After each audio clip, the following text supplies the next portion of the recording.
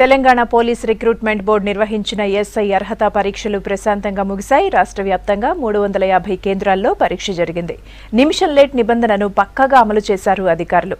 Biometric సిస్టంతో exams నిర్వహణపై positive response కనిపించింది.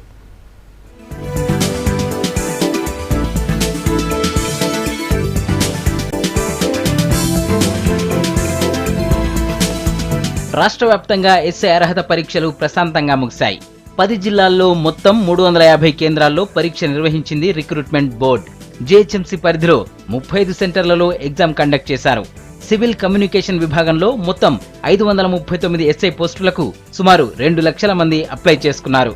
20 మంది అభ్యర్థులకు ఒక్కో ఇన్విజిలేటర్ అబ్జర్వేషన్ లో పరీక్ష నిర్వహించారు. పరీక్షా సెంటర్ల దగ్గర 144 సెక్షన్ ను అమలు చేశారు.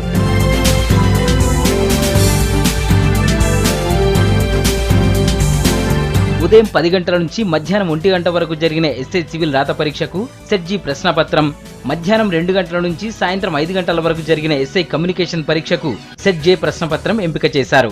మొదటిసారిగా ఓఎంఆర్ ఆన్సర్ షీట్ డూప్లికేట్ కాపీని అభ్యర్థులకు ఇచ్చారు.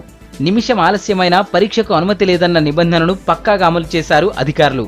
దీంతో ఆలస్యంగా వచ్చిన విద్యార్థులు నిరాశతో వెళ్లిపోయారు.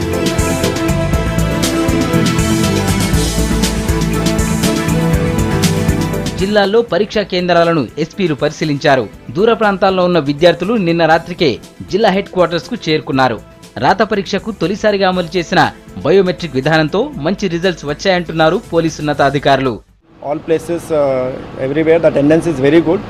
ఆల్మోస్ట్ మాకు 7,271 క్యాండిడేట్స్ ఓవరాల్ లిస్ట్లో ఉన్నారు. I think more than 90%. నేను కూడా అన్ని ప్లేసెస్లో 16 ప్లేసెస్ విజిట్ చూశాను. మరి చీఫ్ సూపరింటెండెంట్ గారు కూడా ఉన్నారు. Attendance is very good, almost 90% plus. As of now there is no problem. ఒక్కొక్క ప్లేస్లో కొన్ని క్యాండిడేట్స్ లేట్ వచ్చారు, సో వాళ్ళకి no entry was allowed to such candidates.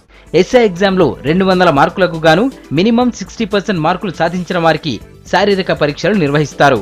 5 ఈవెంట్లలో 3 pass అయితే మెయిన్ ఎగ్జామ్ కు అనుమతిస్తారు.